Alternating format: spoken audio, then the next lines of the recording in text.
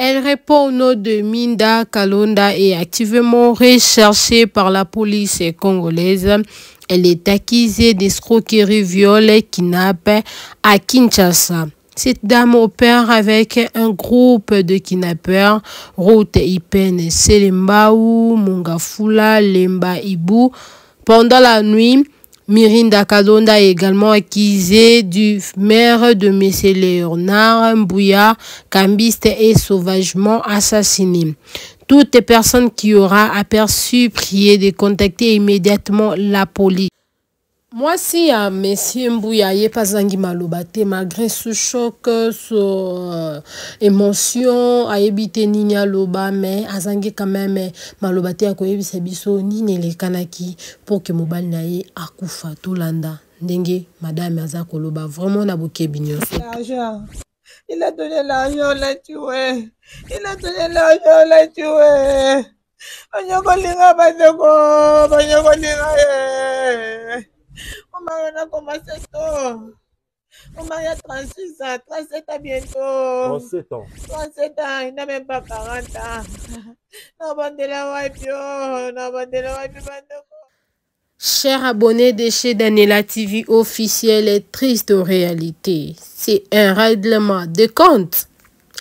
Le mobile de cet assassinat est pour l'heure totalement mystérieux. Des témoins rapportent plutôt qu'après avoir vidé la poche du cambiste, la tise a dégusté un criminel au nom de Mirinda Kalonda, de nouveau tué sur l'homme à terre pour une raison qu'on l'ignore. Salut à tous les abonnés de chez Daniela TV officiel, chers fans. C'est moi, bien moi, votre humble servante Diam à l'international. J'ai le plaisir de présenter ou de faire cette analyse.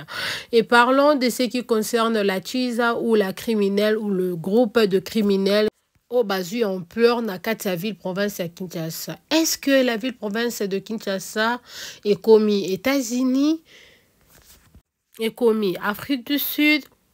Qu'est-ce qui se passe exactement dans notre pays? Parlons de cette dame.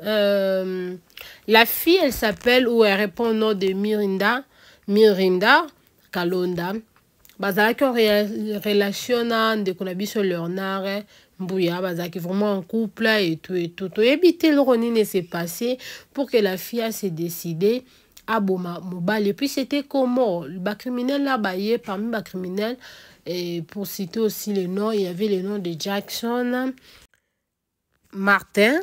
Et est-ce que moi, si je suis à Yoka, notre frère qui a 3000 $, a mbongo, est-ce que c'est qui mobile mbongo mobile à bois qui est-ce que mobile à la qui c'est qui a mon pamba. Le problème est aussi aujourd'hui, et pas mi bali. Talande si kambo e kwelinde wana bishem sa nga kukufa te. Ozala mwasi na wana ndako na beta cette place wana. Naza porter bato bazara na mibali mso parce que la majorité ya bato nyonso tout baleka na chemin à vivre na mobala bato. Ya pour on a qu'à dire la vérité. Nazo peksa nga pe mutu te pona nga pe nzambe te naza nga pe conseiller te na yo pe sa so ki pe éducation awate. Mais je suis en train de parler, parlons d'abord entre nous. Ba papa boya tout solo nana. Voilà moi sinon ndako. Moi ça za bien za marmonios tout. OK, je la mbanda libanda. Banano ke je la ye.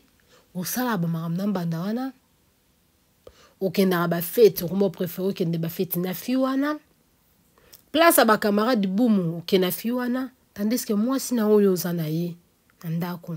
Otika loko a rideau. Otika loko la comment on appelle ça, femme au foyer. Donc, quand on parle de femme au foyer, c'est exactement elle. Ce qui est comme quoi, il passe quoi, il a pas moins son autre femme au foyer nandaku. Ce que belli lelo. À moins que, parce que ça existe aussi, que moi, ça n'a pas besoin de un hôtel, banda soit nayo. La majorité, bat bazora soin mi bas les abassi andaku. On n'a qu'à dire la vérité. On n'a qu'à dire la vérité. Donc, mobali, soit vous vivre dans moi si. Ou balaye légalement ou bozanda kuma ko balaye te mais bozanda kuma bozana bana yaya ozo mona ba comportement ma mna so ça les simbate boyaye moye boyaye loka mususu yaka na etia ndako. Au lieu de la laisser à la maison, tu te dis que non, comme elle est comme ça, je la laisse comme ça, na faire pinir, ya vendre d'abord le quoi esclave, ya le quoi la étiquette, ngana kende nga libana que c'est la raison pour laquelle que vous tombez dans ce genre de choses. Peut-être mais c'est Léon, là on est en train d'imaginer parce que c'est l'analyse qu'on est en train de faire. Est-ce que fio na kombo Mirinda amonaki acte moko oyo monsieur Léon asalaki epesaki ekanda acte nini asalaki asundolaki akendaki na mwasi na ye apostaki mo asalaki nini en fait asengaki mbonga eza nini en fait tala lelo bando na biso mibali lelo ou depuis kala to mona la majorité bat bakufaka liboso ezalaka mibali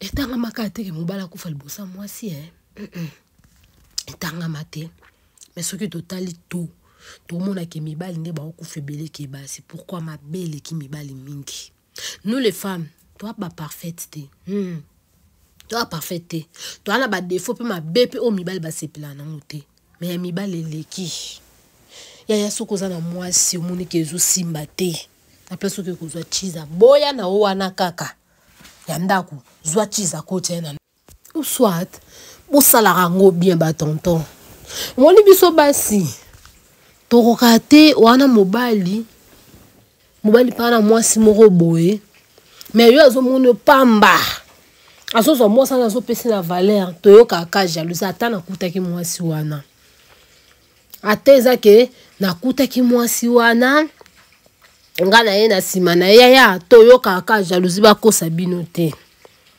toyoka kana biso ka jalousie toyoka ka jalousie bandeko na ngai na bozo sala ngo bo sala ra bien kala sekonde ko na biso mobile na kombo Léona atiki biso na ba règlement des comptes asala moi si nini pour que moi ça claire pour parmi moi si moi c'est pas un criminel est-ce que monsieur Léonard ou atiki biso il est pas un criminel mais ande ko sala ndesa ko sa ndesa za kambiste. Mais en réalité, il était aussi criminel. Parce que comment fait-il une femme qui est criminelle? Parce qu'on dit que la femme, elle est criminelle. Ok, tellement que la femme, elle est criminelle. Comment fait-il criminel? Bah, dans la mobile, bah, la place nini. Donc, c'est-à-dire que ça, bah, on a bango. Donc, mais c'est Léonard n'a pas couffé à Tiki Bisso. Il était aussi criminel. On n'a qu'à dire ça. Il était aussi criminel. Parce que comment fait-il, tu peux laisser ta femme à la maison pour aller s'accoupler? Ou soit être en couple avec une chisa qui est criminelle. Et puis elle n'est pas seulement elle, elle a mon côté basé de Jackson Martin et puis la fille. Donc c'est-à-dire que le monsieur il était parmi.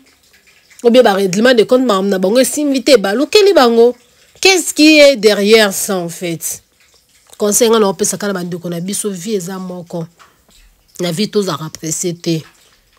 Na vite aux arapresete que te na zwaka kate ya to arapresete bando na ngami bale pe biso basi là OK rolinga mobala bato bi ke mobala wana za marié ala mwasi na ndako mamno sto ko sala tu na ka supporter so mono lingi na oto okati na obali wana oh yo kati bal to nzimi alo mona muninga sala mwasi na esoki pe nini yo ki jalousie. Et puis tu te viens pour faire quelque chose de mal. Ça n'a pas de sens. Parce que là, au lingi, moutou a homme marié. Dans moutou, non, il déjà qu'il y a moi si donc tout ce qu'il va faire pour sa femme, je n'ai qu'à supporter. Si je ne veux pas de ça, je dois laisser cette relation ou abandonner. Bandeko mibali to mona ba musulman so alingi moi ça qui officialiser relation signaler wa liboso na ke oza na zimbanda wa liboso na pa yambi moi ça liboso ya mibali ya misato. C'est quoi pourquoi na biso ba toto mi benga ma étant que ba chrétien quand tu as une femme à la maison et puis olingo linga libanda. Pourquoi pas officialiser car relation parce que la musulman biso to mona ke baza ba païen nous on est des plus saints machin et tout mais eux ne respectent tout le femme. So rasomé moi so lambo asombele okune lamba so asombele lamba asombele okune lamba loko esala ke mibali ya biso ba chrétien ba sala masumu ezake asombela oya ndako elamba oya libanda aozo ekatola soif sombini mbika sombini kwanga azo respecter te aozo elokola un papier un sachet comme ça C'est la raison pour laquelle Babilo Kaboeso Koma. À travers cette fille, on peut détecter que est-ce que M. Léonard exactement il était criminel à travers cette fille. Si vous le plaît vraiment, la police, on a besoin vraiment d'avoir comment on appelle ça, la suite des preuves en fait que M. Léonard il n'a jamais été criminel. Il était cambité comme sa femme, comme tout le monde dit qu'il était cambité depuis qu'il a échangé de l'argent et tout.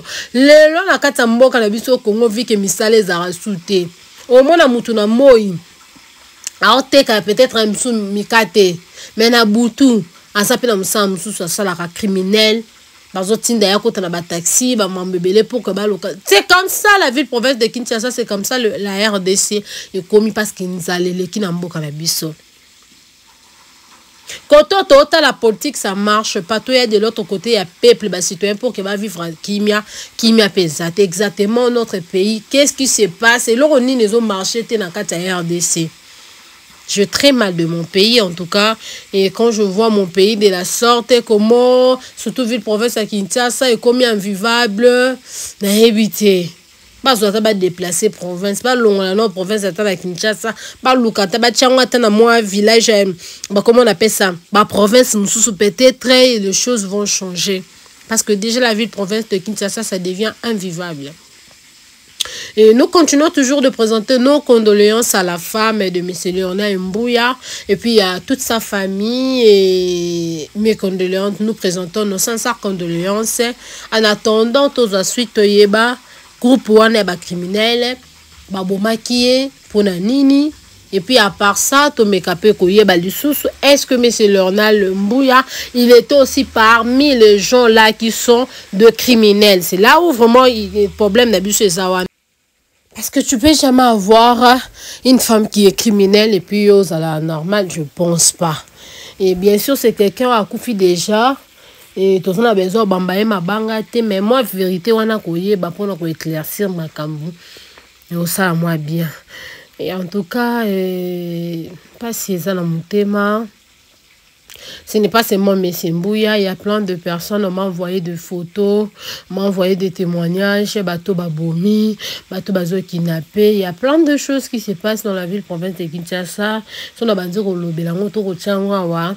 On va pas en finir toi aussi c'était to banda tongo lobby to continuer quand la même sujet à ba criminel et tout mais moi aussi de ma part étant que mon panzi sango je n'a qu'à s'arrêter n'a qu'à continuer toujours il y a quoi la rabino d'information et ça les ba criminel je vais continuer toujours à venir avec ça pour que to y évolution en mboka na biso surtout na ba diaspora ba to bazali banda mboka ko yeba ndenge nini mboka na biso Congo ezo tambola donc c'est un peu ça et ensuite non et ça quand la bâtiment surtout bazana Kinshasa il faut qu'on a vraiment ekenge mikolo union tout vous en a shop na yo yebana nyaza pembe na yo sola nanani et puis bocha kapé ba protection ya ba mabende ya ba kosra wana benga ba barre de fer ochaka mtazana bezo le côté mi na porte. Ata bongo kam tabate la ka ezanzambe en tout cas gouvernement na biso nde foueta la makambo oyo en tout cas ezakinga la bino diem l'international de konabino nazaki wana pona oyo opesa bino information na we etali mwana mwasi oto de ba détecter et puis akimi azomona na te bazolokisa ye eza pe avis de recherche. Vous en malamu, vous passez le week-end à malamu, vous aimez ka vidéo, vous partagez les invités, baninga msusu. Partagez les vidéo et ça va te et puis ça tu vas perdre rien en tout cas. Partagez les ngai, naninga bino mingi, abonnez-vous, aimez aussi. À la vidéo peut être na suka. Zambalo la batte la bino per bomba mabota na bino des gros bisous. Bye bye.